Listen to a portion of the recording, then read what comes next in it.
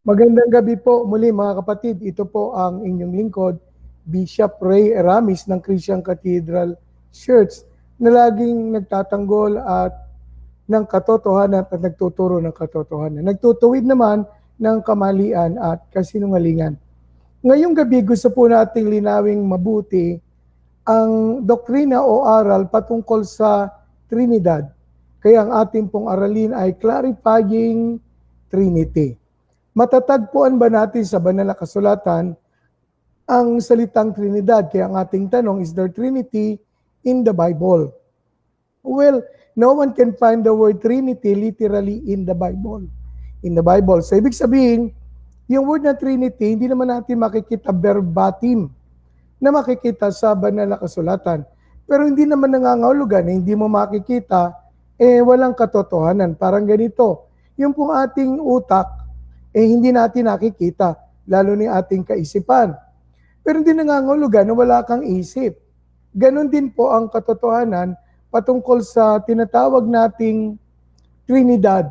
Hindi nangangahulugan na wala tayong nabasang word na Trinity, wala ng Trinity. Ito po'y makikita natin both Old and New Testament, nandun po yung konsepto o aral patungkol sa Trinidad. So anong Trinidad o Trinity?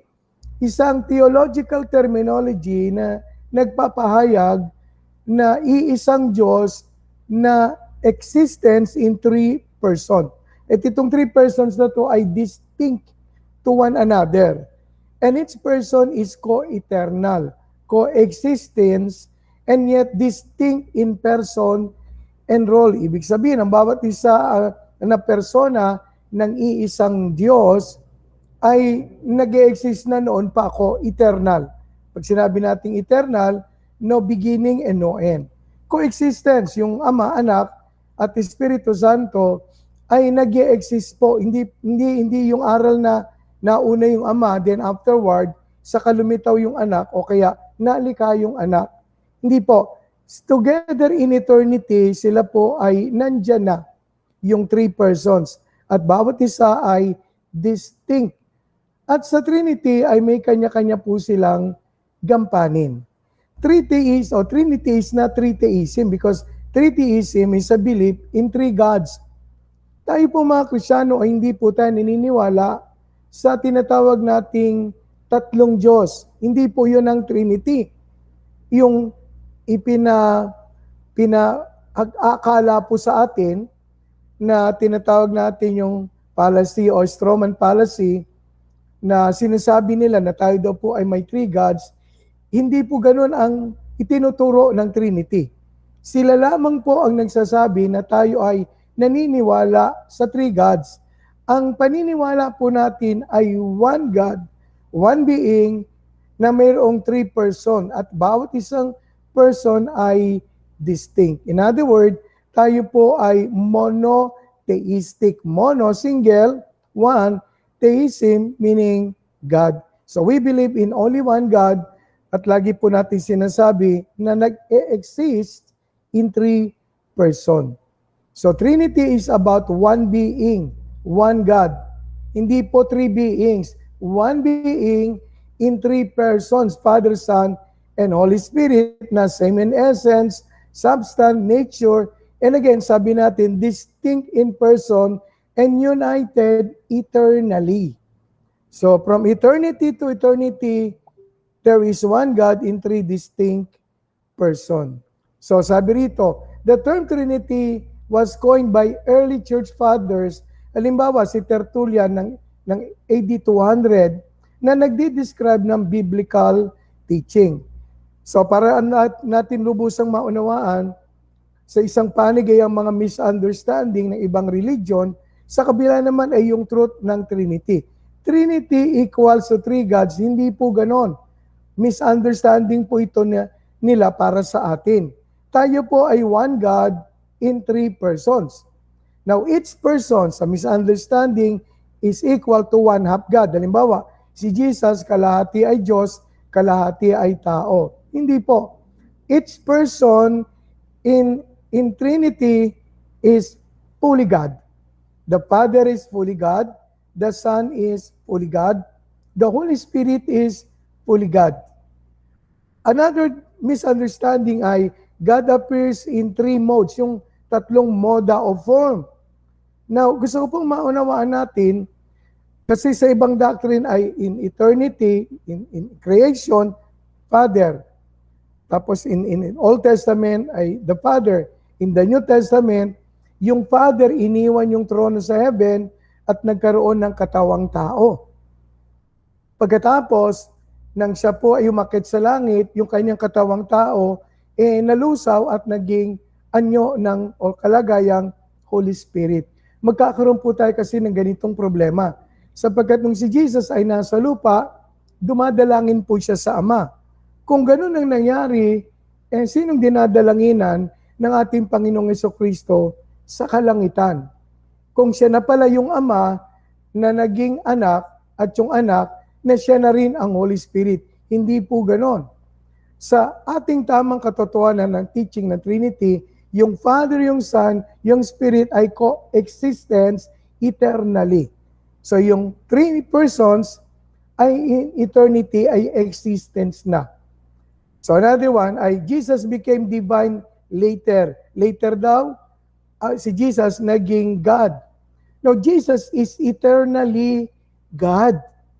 And from eternity to eternity, He is God. Hindi po tayo naniniwala na later lang na si Jesus ay naging God. Tapos sabi pa nila, Trinity is not biblical. Now, let me tell you the truth. Trinity is biblical, biblically taught. Though the word is later developed. Yung pong Trinity, later na develop, pero hindi nangangahulugan, sabi ko nga, walang Trinity. Kaya yung ipinupukol, yung nasa left side po natin, yung mga misunderstanding, ipinupukol po nila sa atin ito na Trinitarian, pero yun po ay strawman fallacy. Ano yung strawman fallacy? Galing sa kanila at kinocoin sa atin. Hindi po yun ang ating paniniwala, sapagkat ang ating paniniwala ay yung nandoon sa right side. So, Trinity, tingnan natin sa Old Testament. Meron na bang Trinity in the Old Testament? The doctrine of Trinity is not fully revealed in the Old Testament. Unlike sa New Testament, malinaw na sa New Testament. It doesn't mean na hindi nag-exist ang Trinity in the Old Testament. The Trinity is progressively revealed in the Scriptures. The Old Testament affirms that God is one, but gives us clues that there is plurality within that oneness. So tingnan natin yung Trinity in the Old Testament. Una, yung creation, Genesis 1:1, verse 26, and Deuteronomy 6:4-6, na siyang Shema ng bansang Israel. Nang pasimula, nilikha ng Diyos ang langit at ang lupa, at sinabi ng Diyos, verse 26, lalangin natin ang tao sa ating larawan, ayon sa ating wangis, at magkaroon sila ng kapangyarihan sa mga isda at dagat. So ganito ginawa ng Diyos ang tao, lalangin sa atin, natin. Yung pong atin at natin ay plural. Nang pasimula, nilikha ng Diyos ang langit at ang lupa. Yung pong word doon na God, in the Hebrew word is Elohim. Mamaya, tingnan po natin yan. Tingnan muna natin itong sa Shema Israel. Digin mo Israel, ang Panginoon nating Diyos ay isang Panginoon. Hear, O Israel, the Lord our God is one Lord. One Lord, Ekad Adonai. Yung word na one po doon ay Ekad, tapos yung Panginoon ay Adonai. At pagkasabi rito, at ibigin mo ang Panginoon mong Diyos ng buong puso, buong kaluluwa at ng iyong buong lakas. Ito yung gusto nating maunawaan. Yung Hebrew word na God is in the plural form. Bagamat ito po ay single in meaning, and yet yung word na Elohim ay plural in form. Bakit im? Kasi sa atin po sa English, kapag yung salita nilagyan ng S o ES, nagiging plural. Sa Hebrew, pag nilagyan ng I am, nagiging plural. Halimbawa, cherub, cherubim, serap, serapim. So ang singular ng Elohim ay El or Eloi. Okay? So ang pagkagamit dito ay Elohim, plural. Nang ang Panginoong Hesus ay nakapako sa krus, ang sabi niya, Eli, Eli, lama sabachthani. Ang ibig sabihin, Diyos ko, Diyos ko. Kasi kasama po siya doon sa Elohim, kaya marapat lang ang gamitin niya ay Eli. At dito nakita natin na yung word na Elohim ay God in the plural form. Another one is the word one, ekad, meaning unity or composite one. Meaning Trinity is one God in three persons, not three gods. Ulitin ko po yung namamarali na tayo naniniwala sa tatlong Diyos, hindi po. Paniniwala nyo lang yan na gusto nyong ilagay sa atin o sa amin. Ang paniniwala at sinasabi po ng banal na kasulatan, isang Diyos na may tatlong persona. So, one Lord, Ekad, Adonai. One. One is composite one. One Lord. Yung Father is Lord, the Son is Lord, the Holy Spirit is Lord, but only one Lord. Hindi po three Lords yun. Because each person in Trinity is Lord, but doesn't mean three Lords. Only one Lord. I-explain pa po natin yan mamaya para lubusan nating maunawaan. Ang equivalent ng Greek word na one ay hen. Ano po yung hen? It points to unity in nature, not sameness of person. Hen emphasizes unity, not identities of person. Marami pong word na one sa Greek, kagaya ng itong hen ay neuter, yung hais ay masculine, yung Mia ay feminine, pero yung single one talaga ay monos.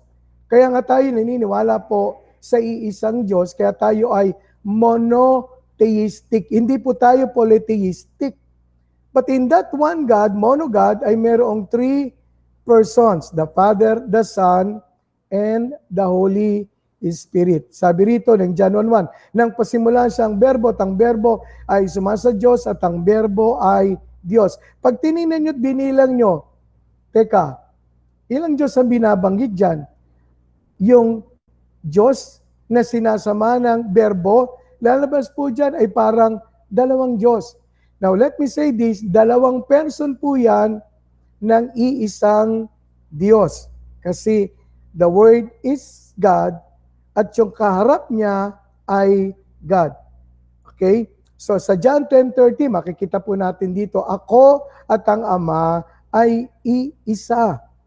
So maliwanag na yung Ama at saka yung Anak, iisa. Teka muna, saan po sila iisa? Kasi sabi ng iba, iisa sa layunin.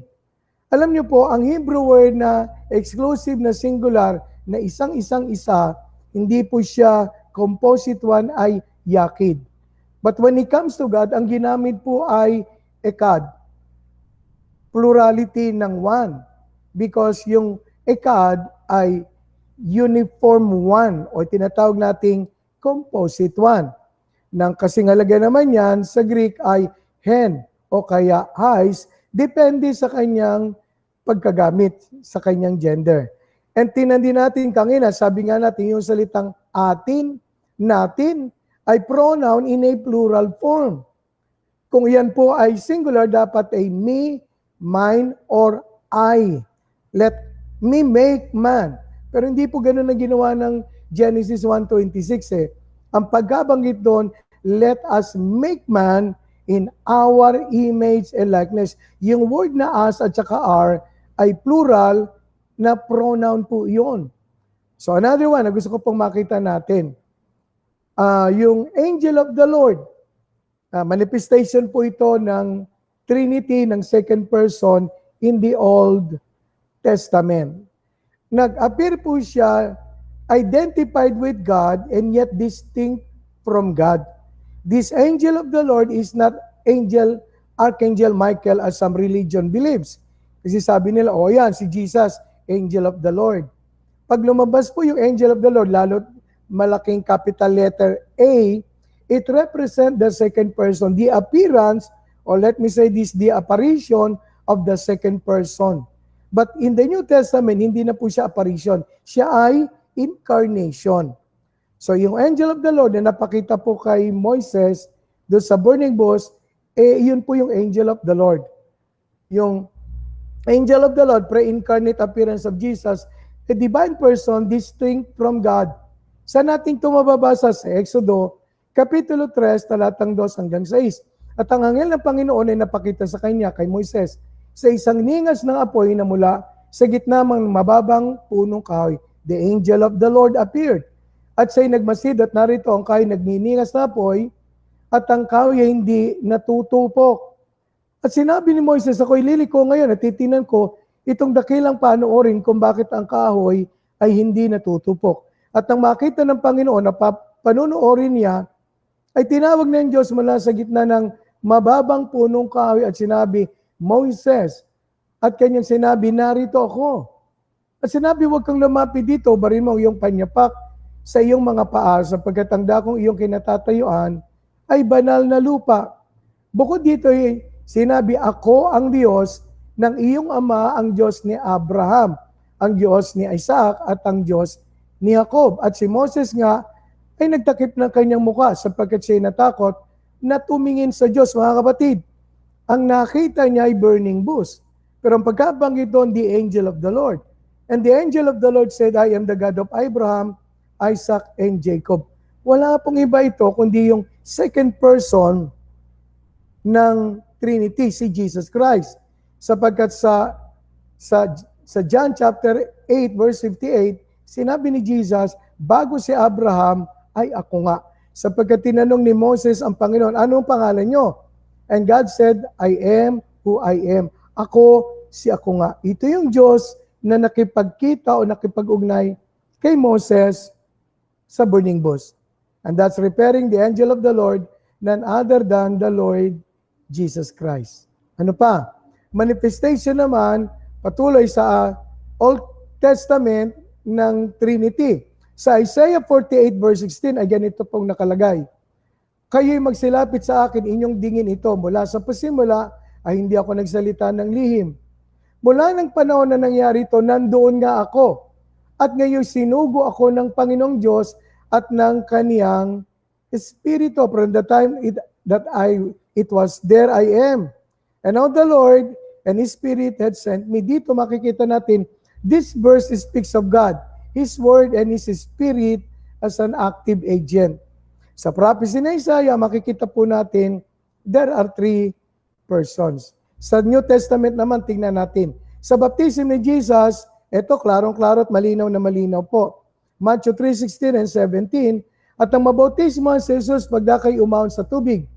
At narito, nangabuksan sa kanya ang mga langit at nakita niya ang Espiritu ng Diyos sa bumababang tulad sa isang kalapati at lumalapag sa kanya.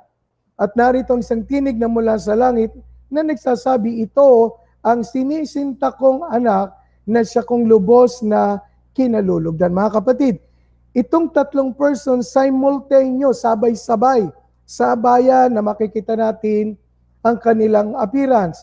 Yung anak, umahon sa tubig, binautismohan ni John the Baptist. Ang langit nabuksan, bumaba ang Holy Spirit sa inyong kalapati doon sa anak na binautismohan.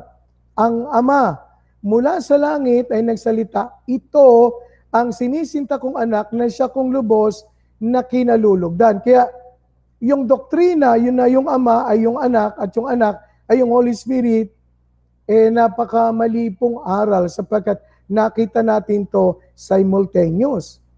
Hindi po pwede na ang amang nagsalita sa langit. Ano yon? Pinukol niya yung kanyang tinig, yung anak, doon sa kalangitan. At yung sa kalangitan, bumaba yung Holy Spirit. Teka, napakagulo po noon pagka ganun ang nangyari. Ito, klarong-klaro, malinaw na malinaw sa isang pangyayari, nandun po ang tatlong persona present simultaneously. So, kagaya nun, nagsalitang ama, binautismo ng anak, at bumaba ang Holy Spirit sa anyong kalapati. Sa benediction, 2 Corinthians 13:14, ang biyaya ng Panginoon sa Kristo, ang pag-ibig ng Diyos, at ang pagkikipisan ng Espiritu Santo ay sumainyo nawang lahat. Tatlong person po ito na binabanggit dito, ang pag-ibig ng Ama, ang biyaya ng Panginoong Hesus, at ang pakikipisan ng banal na Espiritu. So hindi natin ma-deny ang three person present sa tinatawag nating apostolic o pastoral benediction. So, during sa pagkakapatay kay Stephen o martyrdom of Stephen, sa Acts 7:55 to 56, ito po ang nakalagay. Datapot siya'y palibasay puspos ng Espiritu Santo, ay tumitig na maigi sa langit at nakita niya ang kaluwalhatian ng Diyos. Yung binabanggit po ditong puspos ng Holy Spirit ay walang iba kundi si Stephen or si Esteban. Tumingin sa kalangitan, ano nakita niya? Nakita niya ang kaluwalhatian ng Diyos. Nakita niya ang Diyos, the glory of God. At si Jesus na nakatindig sa kanan ng Diyos. At nagsabi na rito, nakikita kong bukas sa mga langit at ang anak na tao, referring to Jesus, na nakatindig sa kanan ng Diyos. 3 person po ito again, simultaneously. Ang Holy Spirit, naka Esteban. Ang Ama nasa trono. Si Jesus nasa kanan ng Diyos, nakatayo sa kanan ng trono ng Diyos. Ilang person? 3. Kaya hindi ko natin maidi-deny yung 3 persona, lalo na sa New Testament. So, sabi nga natin, the Father is on the throne, si Jesus standing on the side of the throne, and the Holy Spirit fills Stephen or si Esteban. Sa Christian Baptism, Matthew 28:19, dahil dito ay magsiyaan kayo at gawin ninyong mga alagad ang lahat ng mga bansa na sila inyong bautismuhan sa pangalan ng Ama at ng Anak at ng Espiritu Santo. Anong sinasabi rito? Take note of the word in the name. Yung name po doon, singular. Pero yung formula ay 3 persons, Father, Son, and Holy Spirit, meaning one God in the name of 3 persons. Ganito po ine-execute ang water baptism. Sa ngalan ng Ama, Anak, at Espiritu Santo. Bakit? Kasi present po ang 3 person on the day Jesus was baptized. Kaya ang formula, in the name of the Father, Son, and Holy Spirit. Ano pa? Tingnan natin mabuti kasi minsan iba kayo nagugulo. Si Jesus, ano ba ang role niya sa Trinity? Siya ang second person of God in the Trinity. Siya yung God na nahayag sa laman. So, siya ay God-man, Diyos at tao. Tunay na Diyos, tunay na tao. So, hindi natin pwedeng sabihin siya ay tunay na Diyos lang, hindi tunay na tao. Hindi rin naman siya ay tunay na tao lang at hindi tunay na Diyos. Maliwanag po na sinasabi ng banal na kasulatan, si Jesus ay tunay na Diyos, tunay na tao. Philippians 2:6-8, na bagaman siya ay nasa anyong Diyos, ay hindi niya inaring isang bagay na nararapat panangnan ang pagkapantay niya sa Diyos. Kundi bagkos hinubad niya, emptying yung kanyang kaluwalhatian bilang Diyos at nag-anyong alipin na nakitulad sa mga tao. He took upon him the form of a servant and was made in the likeness of men. Tapos Colossians 2:9, mamaya tuloy natin muna verse 8. At palabiyasay nasumpungan sa inyong tao, siya'y nagpakababa sa kanyang sarili na masunurin hanggang sa kamatayan. Oo, sa kamatayan sa krus. Dito, nakita po natin yung kanyang dalawang kalikasan. Diyos, tao, God-man, tunay na Diyos, tunay na tao. Colossians 2:9. Sapagkat siya sa kanya'y nananahan ang buong kapuspusan ng pagka-Diyos na sa kahayagan ayon sa laman. So the fullness of God was seen through Jesus in His bodily form. So yung kalagayang pagka-Diyos ay nakita sa Kanya sa kalagayang tao. Yun nga lang ay nilaid aside niya yung Kanyang glory. Na yun ang panalangin niya sa John 17, Ama, ibalik mo na sa akin ang kaluwalhatian na nasa akin nang ako'y kasama mo pa. Ako'y kasama mo. So si Jesus, truly God, truly man, pero nung siya naging tao, yung power at glory ng God, wala po sa kanya. But He is fully God. He ministered under the power and ministry ng Holy Spirit. Nakarelay po ang ating Panginoong Hesus sa banal na Espiritu nang siya ay naging tao o nagkatawang tao. So, kaya malinaw na sabi nga natin na bagaman siya nasa anyong Diyos, hindi inaring ganap isang bagay na nararapat na panamnan ang pagkapantay niya sa Diyos. Patungkol naman sa kay Jesus bilang Son of God. Bakit tinatawag niya ang Diyos na Ama?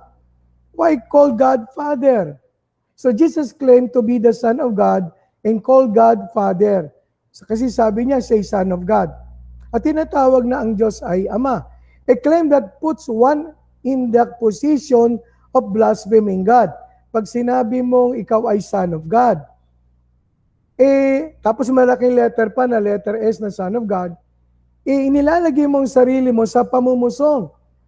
Kasi pag sinabi mo ang tatay mo ay ang Diyos, iba naman po yung pagiging anak natin sa ating Ama. Tayo po yung maliit na letter S lang. Tayo inampun lang. Si Jesus, bugtong na anak. Nang madalas sinasabi ko tayo, dugtong na anak. Si Jesus, bugtong na anak, bigatin. Okay? Kaya pag sinabi mong you are a son of God, you equate yourself equal to God. At nasa position ka ng pamumusong. Sapagkat tinatawag mo na ang Diyos ay Ama, sinasabi mong equal ka sa God. Kaya, indeed, si Jesus ay Son of God. Hindi po siya created, nor lower from God, but the begotten of God. The word begotten means generated. Yun yung nagkatawang tao. Or brought forth from the same kind. Yung klase mo, materialis mo, galing doon sa pinanggalingan mo, kung ano yung pinanggalingan mo, yun yung mayroon ka. Halimbawa, yung word na begotten, si Jesus galing sa Ama, kaya siya ay katulad ng Ama, okay, na sa kanyang existence in eternity equal. Yung tinatawag natin co-eternal, co-substantial. Pero pagdating sa kanyang kalagayang pagiging tao, naging mababa po siya kasi siya po ay isinugo at ang Ama ang nagsugo. Wag ko kayong malilito kasi yung iba'y nalilito Pag pantay ba yung sinugo at saka yung nagsugo? Hindi po pantay. Mas mataas yung nagsugo. Yung nagsugo ang Ama at yung sinugo ay ang anak. But doesn't mean na isinugo yung anak, hindi na siya God. Okay? Eternity past, they are all equal. Pero nagkatawang tao, Diyos pa rin siya. Okay? Pero pagdating sa office of function, ay hindi po sila pantay. Pero si Jesus pantay kasi sama, kasi bigatin siya of the same kind. Yun nga yung ginamit na homoousios, of the same kind. Kaya si Jesus, declared niya na bigatin, hindi po siya created or made or lower than the Father. Kaya doon sa Nicene Creed, ang ginamit ko doon, bigatin, not created, not made, but bigatin meaning equal to the Father. But in connection to this humanity, ulitin ko po sa kalagayang kanyang pagiging tao, hindi po sila pantay. Pero sa kalagayan ng kapagiging Diyos, pantay po sila. Okay, so tingnan natin dito yung term bigatin. Language, from the Greek monogenes. Biblical usage describe Jesus as the unique divine Son. Theological use, Jesus is eternally begotten, not made. Okay, ina-affirm so ito na si Jesus ay full divinity and eternal ang kanyang nature. Pag sinabing bigatin. Okay? Para maintindihan po nating lubusan, yung kanyang pagiging bigatin ay yun nung siya ay nagkatawang tao, pero siya po, yung kanyang bigatin, tingnan natin. Ano ba ibig sabihin ng bigatin? Theological meaning in the Trinity. In Trinitarian theology, bigatin describe the eternal relationship between the Father and the Son. Ano raw yun? Eternal relationship. The Son is begotten, not made or created. Hindi po siya ginawa, hindi po siya nilikha. He is eternally begotten, meaning He's always existed. But in relationship to the Father, as Son. So pag sinabing begotten, equal. Okay? Kagaya sinasabi po natin na eternal generation, ang ibig sabihin ng begotten, the Son is eternally begotten by the Father. Kasama na po siya ng Ama in eternity. No beginning and no end. Always divine. Inaffirm po ito sa Council ng Nicaea noong AD 325 because begotten, not made, being of one substance, homoousios with the Father. Hindi po siya homoousios. Okay, kundi siya ay the same essence and nature, homoousios. So in John 3:16, sapagkat pagkabanggit dito ay, for God so loved the world that He gave His only begotten Son. So the Greek word is monogenes. God loved the world that He gave His only or one of a kind or unique Son. Okay? Begotten, especially in older version like King James Version. So when the Bible says Jesus is the only begotten Son of God, it means, tandaan po natin, pag sinabing begotten, He is uniquely generated by the Father, sharing His divine nature, not created. So pag sinabing begotten, hindi po siya created, kundi with the same nature. So ang analogy ng Trinity, para lubusan nating maunawaan, kasi sabi nila, mystery yan. Well, in the Old Testament, nagpapahiwatig na ang God. Kaya pwede natin sabihin, yes, it is a mystery. But in the New Testament, hindi na po siya mystery. Lubusan nating maunawaan ano ba ang Trinity. Walang ibang paraan para lubusan nating maunawaan ang Trinity, kundi ang kabuuan ng tao. Okay? Halimbawa ako po ay isang being, isa akong person, pero ang composition ko na isang being, I am spirit, I am soul, and I am body. 1 Thessalonians 5:23, at pakabanalin kayong lubos, ng Diyos din na kapayapaan, ang inyong spirito at kaluluwa at katawan ay ingatang buo na walang kapintasan sa pagparito ng ating Panginoong Hesus. Ano composition ko? Spirit, soul, and body. Ako po isa lang ha. Ngayon nakikita nyo po, kaharap nyo, nakikita isa lang. But I am three. Kaya nga, yung Trinity, 3 in 1, 1 in 3, na Trinity, 3 in unity. So, pag sinag-iksi yung Trinity, 3 in unity. 1.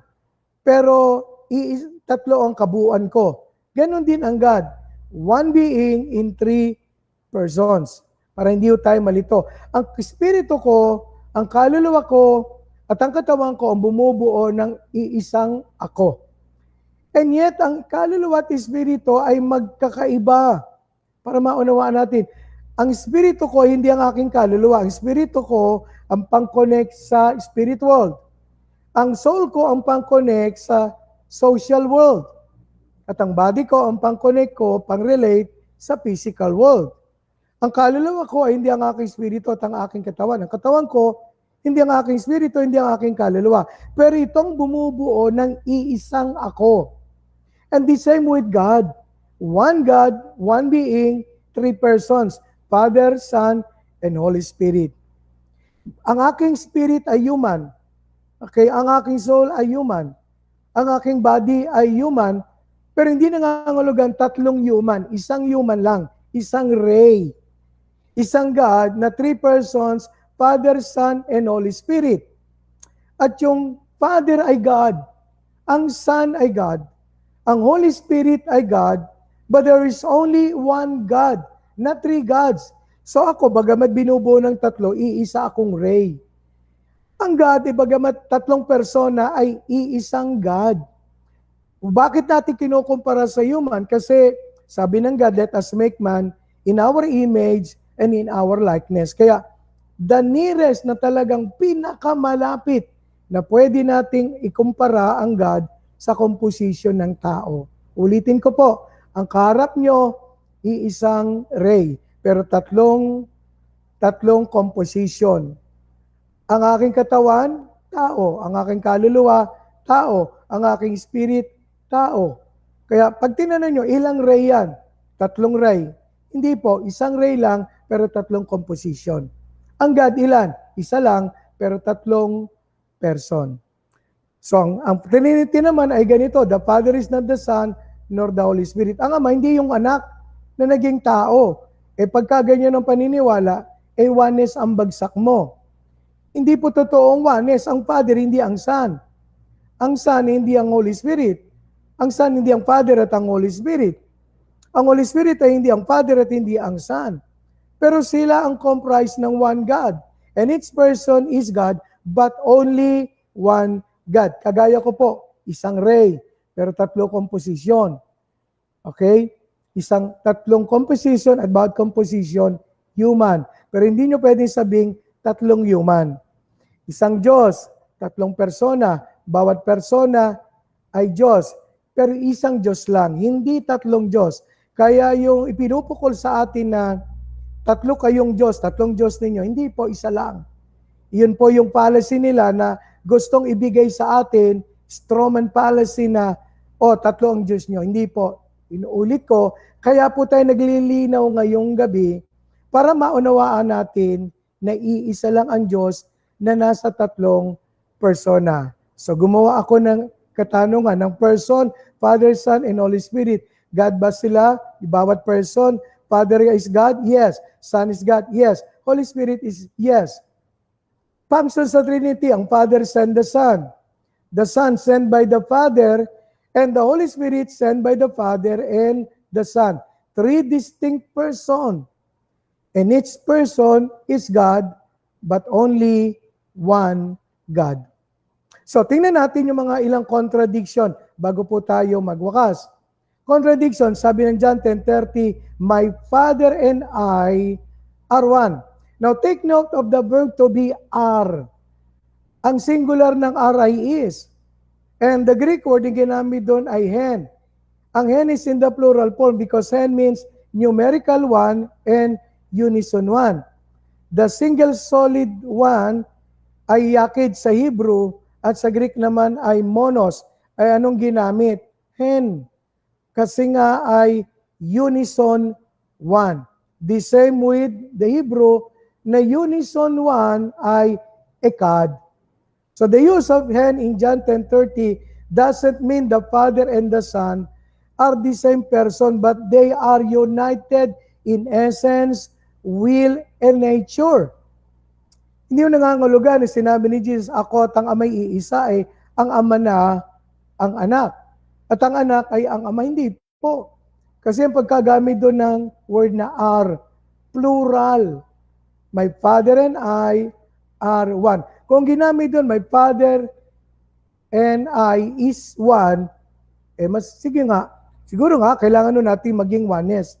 Kasi ginamit doon na singular ay is. Ang ginamit po doon ay are. That speaks of plurality in one, unison in one.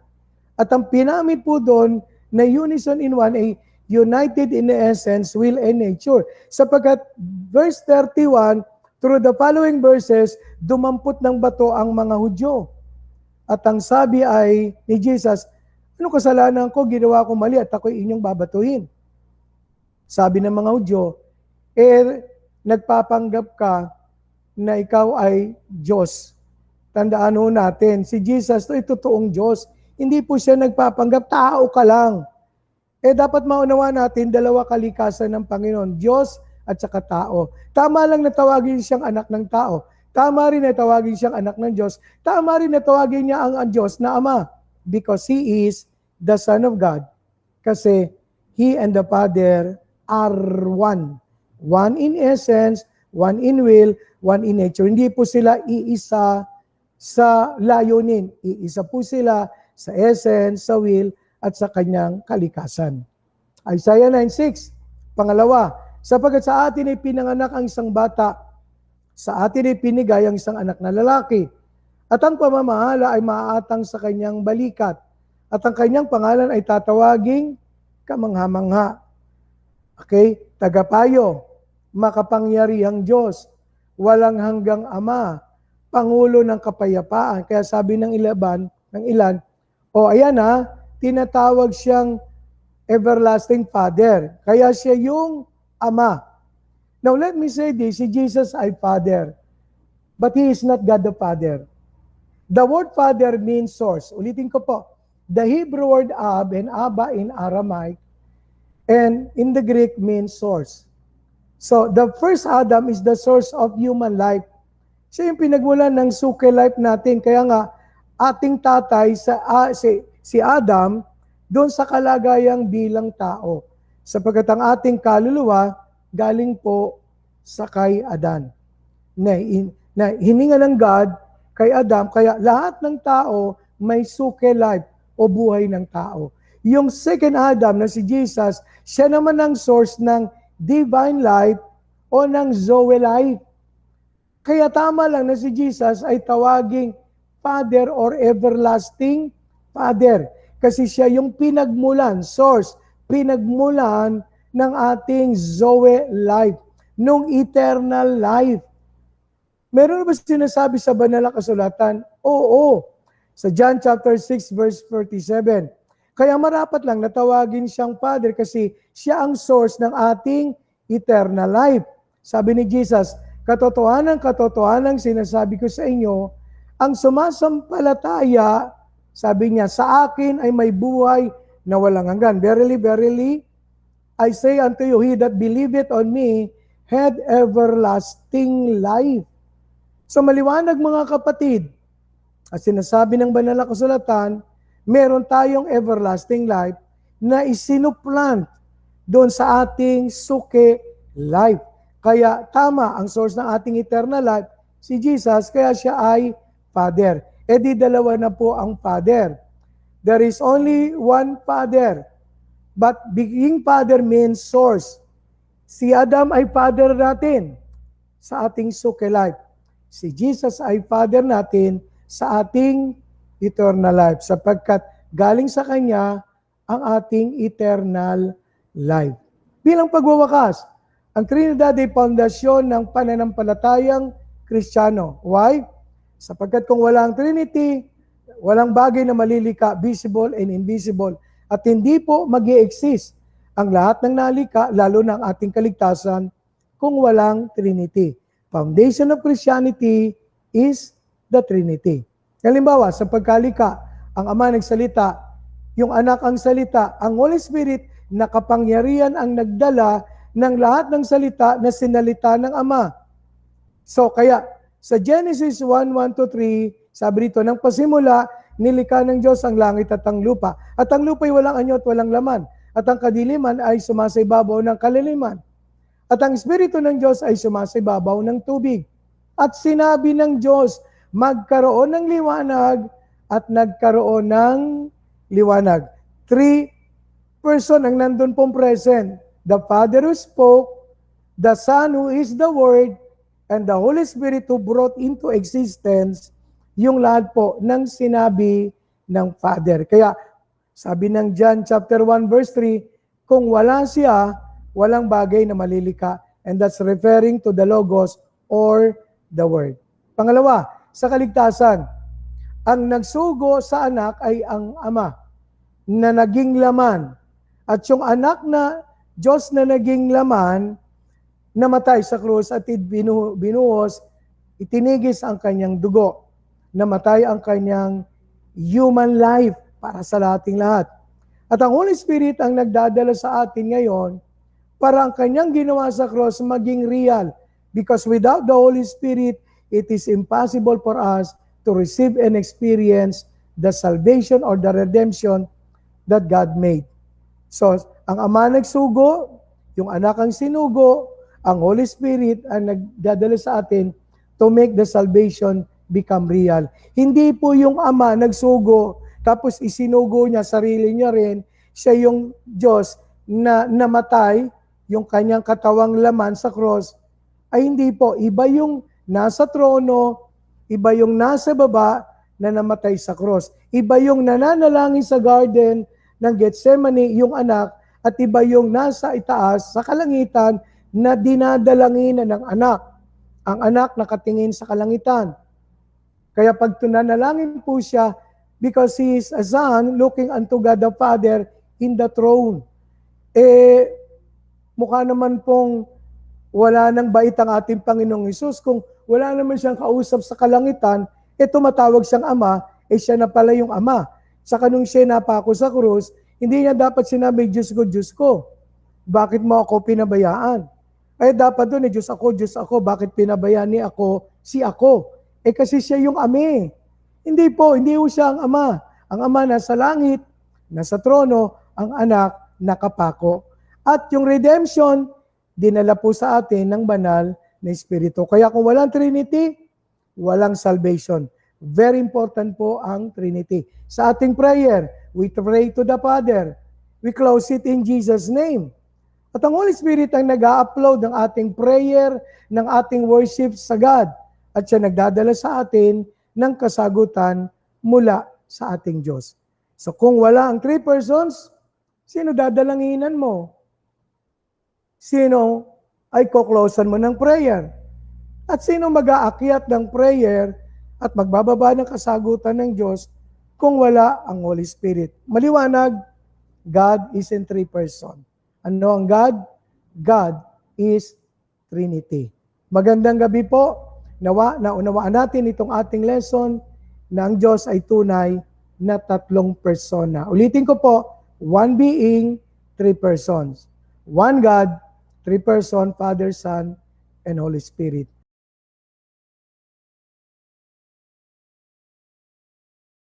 So mga kapatid, shoutout po na sa ating nasa live before tayo magbabasa ng ilang tanong. At dito kay Logos Mimra, kung ang claim nyo ay hindi hayag sa mga Hudyo sa OT and Trinity, ano po ang unawa ni Moises sa Genesis 1:26 to 27? Basahin muna natin Genesis 1:36 to 37. Saglit lamang ha, para maipaliwanag nating mabuti yung Genesis 1:36 to 37. Sorry ha, saglit lang. Bagamat it takes time. Sorry. Genesis 1:36 to 37. Hanggang 1:31 lang itong ating Genesis eh. Genesis 26. Okay. And God said, let us make men in our image after our likeness. Let them have dominion over the fish of the sea. Yung word na us and are is in the plural form. Okay. Yung word na binanggit nga doon, ang pagkagamit ay as. Plural kasi ito eh. Kaya doon pa lang in the Old Testament, nagpapahiwatig na ang God ay in three persons. Kasi mahirap namang makipag-usap ng kausap mo, sarili mo. Okay. Kung ang God ay one person lang, dapat ang sinabi niya, let me make man in my image and in my likeness. Dahil ang God ay three person, kaya ginamit niya ay let us. The word us is plural. Likain natin ang tao ayon sa ating larawan at saka sa ating wangis. So, mga kapatid, ang interpretation natin dyan ay simple lang. Bagamat wala pa doon yung word na person, pero maliwanag na ang God is in three person. Kasi mahirap makipag-usap ng nag-iisa ka. Yung sinasabi nila na ito ay Royal Majesty, hindi pa po uso ang Royal Majesty nung time na yon. So, yung binabanggit doon, maliwanag na ang God is in three persons. So, yun ang ating kapaliwanagan, Brother Asya. Okay. Sabi ni Zach ng Bantay Pinto, one Lord God is one Lord, but it doesn't mean united. Kasi kung united one yan, dapat ang sinabi, our Lord God are three person. Sa Genesis naman, kaya natin ginagamit kasi 6 days na yan. May kasama na ang God, but it doesn't mean na may co-creator. Kasi sinabi sa susunod na talata, nilinaw na ginawa ng Diyos ang tao ayon sa kanyang sariling larawan. Ang salitang sarili, singular form yan. Okay. Ang binabanggit natin, ginagamit natin yung one Lord, Echad Adonai. Yung word na Echad, yun nga yung sinasabi natin, composite or unified one. Kung yan ay talagang one, hindi dapat Echad, dapat Yakid. Kasi sa Hebrew, yung Yakid, yun talaga yung single na walang ibang person. Kaya yung composite one na yan, sa Greek ay hais or hen, yun yung katumbas niya. Kaya sinasabi natin na yung Lord dyan, one, composite one. Hindi yan isang-isa lang. Ngayon, sinasabi niyang nilikha ng Diyos ang tao sa kanyang larawan. Tama iyon. Pero nung ginawa ng Diyos ang tao, yung three persons na yan ang present. Sapagkat sabi ng Diyos, likhain natin ang tao ayon sa ating larawan. So maliwanag na sinasabi ng banal na kasulatan na mayroon talagang three person, lalo sa New Testament. lumitaw ang ama o lumitaw yung anak sa tubig, nagsalitang ama sa kalangitan at bumaba ang Holy Spirit sa anyong kalapati.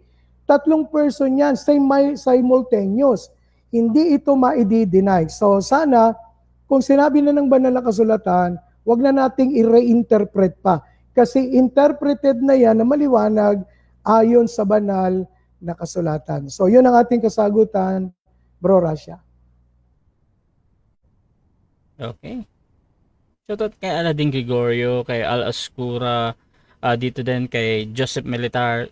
Sabi niya sa Isaiah 9:6, si Jesus ay mighty God lang, hindi Almighty God. Paano po siya maipapantay sa Trinity kung siya ay mighty God lang?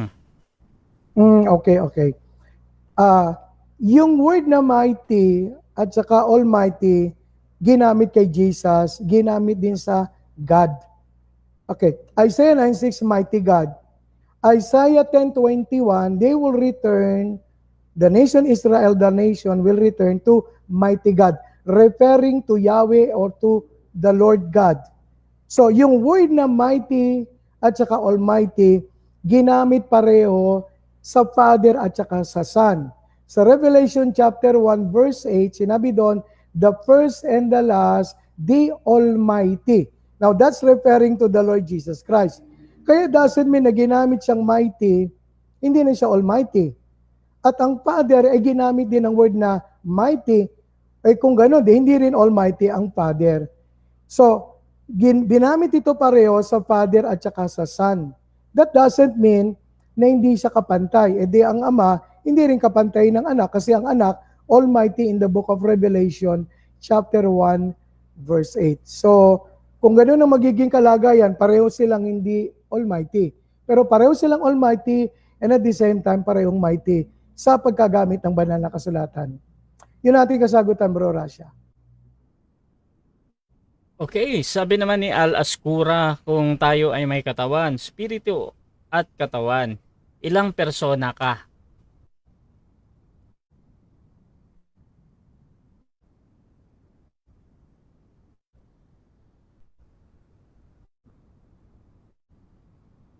I am only one person. Okay, Bro Rasha, dinig mo ba ako? Okay.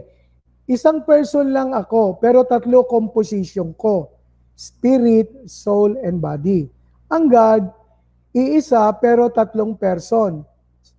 Father, Son, and Holy Spirit. Remember, we are created in the image and in the likeness of God.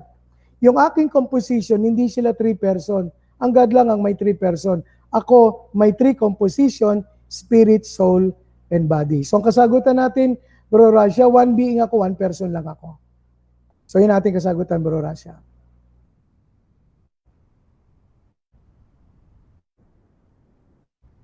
Dito tayo kay the kingdom citizen of the earth in the universe.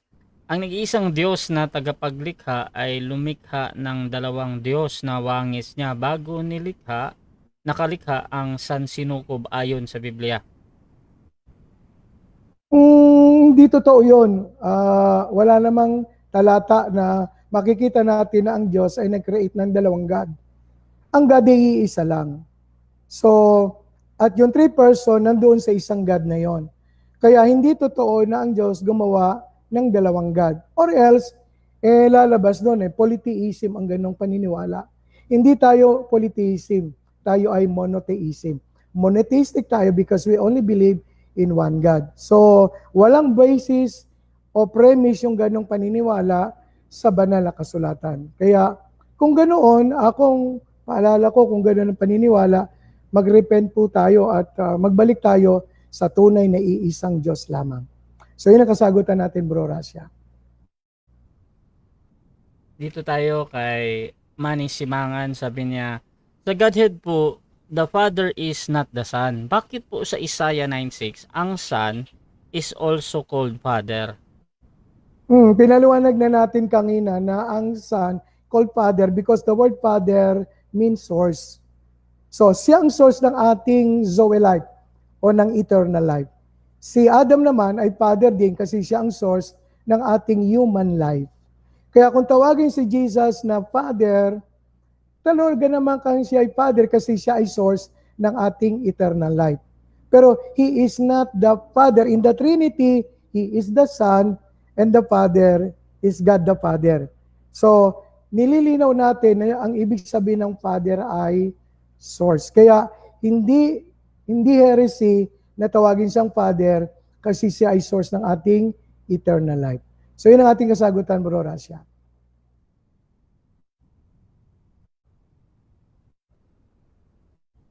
Siguro, last question bro, manggagaling sa akin. Dito sa Okay. John 14:8 bro to 9, sabi dito, Philip said, Lord, show us the Father, and that will be enough for us.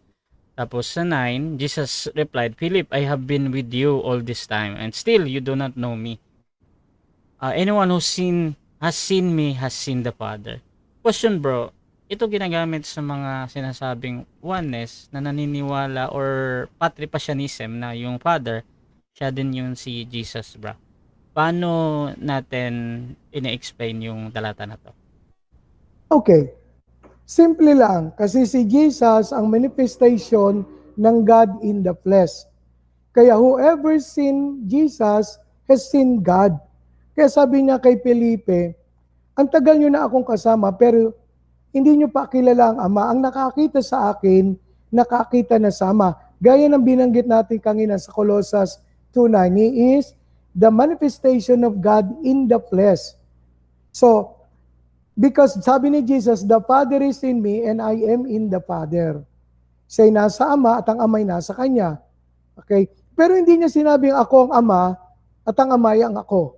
Kundi ang sabi niya, nakakita sa akin, nakakita na sa Ama. Kasi nga, siya ang God in the flesh. Philippians 2:6, Colossians 2:9, na ang Diyos na ayag sa kalagayang tao dahil kay Kristo. Kaya ang nakakita kayo sa Panginoong Hesus, nakakita na sa Ama. Kasi siya ang full manifestation ng God in the Spirit in the flesh. Kaya yung paniniwala na, yung Ama ay ang anak, hindi naman sinabi ni Jesus, ako ang Ama at ang Ama ay ako. Kundi ako at ang Ama iisa, ang ginamit nga doon na sabi natin kanina, na verb to be ay are. Hindi niya ginamit yan, the Father is me and I am the Father. Kung gano'n ang pagkagamit ni Jesus, dapat oneness nga tayo. Kasi hindi naman gano'n ang ginamit, my Father and I are one. Kaya, kung sabihin man ni Jesus, ang nakakita sa akin, nakakita sa Ama, kasi siya nga ang God in the flesh. Ang nakakita sa Kanya, nakakita sa Ama. Kasi sabi ng John, na aming nakita, na aming narinig, na aming naawakan ang salita ng buhay. And that's referring to Jesus who is God in the flesh. God in the flesh. So, maliwanag, Bro Rasha, hindi sinasabi doon na oneness, kundi ang Ama nasa Kanya at siya ay nasa Ama. So, God in the flesh. Yun ang ating kasagutan. I hope na na-explain kong mabuti na God in the flesh, kaya ang God nasa flesh, nakakita sa Ama, nakakita kay Jesus, nakakita sa Ama because He is God in the flesh. Hindi oneness, kundi Trinitarian pa rin because He is God in the flesh. Okay, siguro bro, last statement mo bro sa ating topic bro. Okay. So regarding sa aking final words, kasi pero Russell, di kita naririnig, wala eh. I hope na naririnig ako dyan. Sa final word mga kapatid, hindi po mahirap unawain ang Trinity. Halimbawa, doon sa mga kumokontra sa Trinity, oneness or tritheism, hindi po, Trinity. Ibig sabihin, simple lang, tingnan mo sarili mo at lagi mong alamin at tandaan, ikaw ay tatlong isa, isang tatlo. Ikaw ay one being na may three composition, spirit, soul, and body. Kung hindi ito ang pagkakagawa ng Diyos sa atin, hindi nga Trinity ang God. Pero tayo ay three composition, spirit, soul, and body. And its composition is human. The same with God. One being, one God, with three persons, Father, Son, and Holy Spirit. Ngayon, kung hindi mo tatanggapin ng Trinity, lalabas yan, one person ka lang na one composition. Hindi po, three composition tayo. Kaya lalabas, lalong wala ka sa banal na kasulatan ng katotohanan sapagkat ikaw ay hindi three composition. Maliwanag po mga kapatid, one God, three person, one human, three composition. Magandang gabi po. Pagpalain po tayo ng ating Panginoong ating Diyos. God bless you po. God bless you po.